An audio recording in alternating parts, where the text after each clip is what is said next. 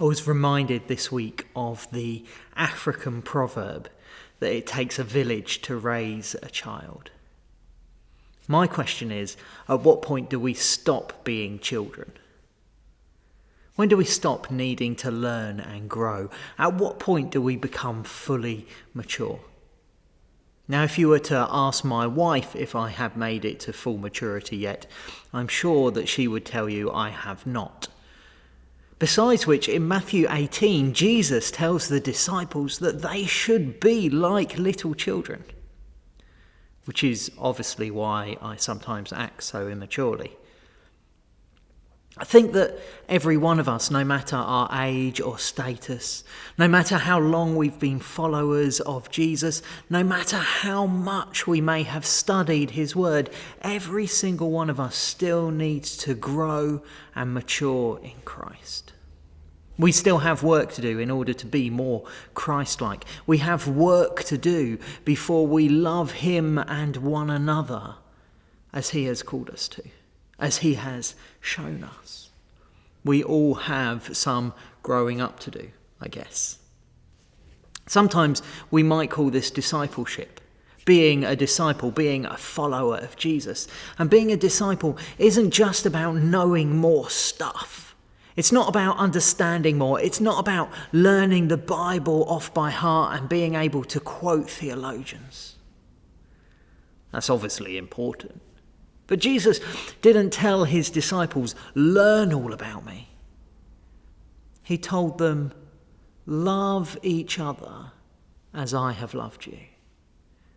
He said, love the Lord your God and your neighbour as yourself. Growing up as a disciple is about loving more, God and other people. And if it takes a village to raise a child, I think that maybe it takes a church to raise a disciple. Church is somewhere that we can learn about Jesus and his love, where we can see his example and come to understand it. It's a place where we can be nurtured as each of us seeks to exercise that love for others.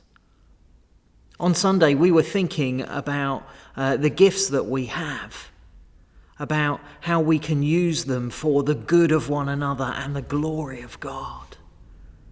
And church should be a place where we can test our gifts, grow our gifts, be encouraged in our gifts, where we can grow and learn and fail and succeed in a safe and loving environment, where we can grow and mature as disciples of Jesus, encouraged by one another. Because for each of us to grow as disciples, we need all the others. Serving each other, caring for each other, spurring each other on. It takes the whole church in loving unity to help each individual draw near to God and to flourish into the people he has called us to be. The whole church, every member has a part to play, just like the whole village plays a part in raising the child. This is true for our children and young people. It shouldn't be left to the parents or to their leaders to be the only one to take responsibility or interest in their spiritual growth, in their maturity in Christ. It shouldn't be only their parents or leaders encouraging them, helping them to grow. They are part of our church family, and all of us have a part to play, encouraging, building, making space for them to use and explore their gifts, mentoring them and loving them. But all that is not just true for the young. It is true for every single one of us. As we become like children, well, ready, willing, able to learn and to grow, to try and to fail and to try again.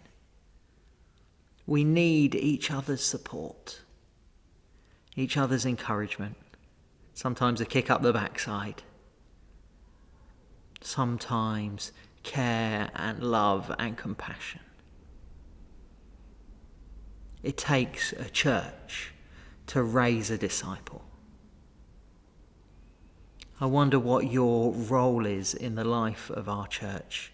I wonder how God is calling you to serve him in this place and in the world. I wonder what part you might have to play in helping to raise up and equip other members of your church family as they seek to do the same.